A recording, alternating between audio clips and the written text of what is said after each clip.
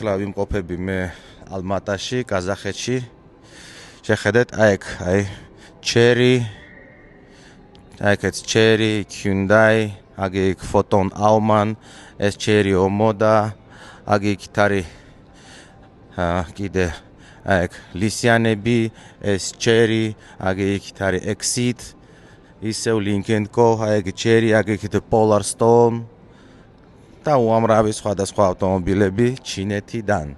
ეს არის ყველა ფერი, აქ რაც არის, ეს არის მეორადი ავტომობილები, მაგრამ ეს აქაური ფასები თავისთავად უკვე სხვა არის, იმიტომ რომ ეს ხო გამბაჟდა მანქანა, სადილერო და ყველაფერი დაემატა, ყველა ხარჯი და ასე შემდეგ.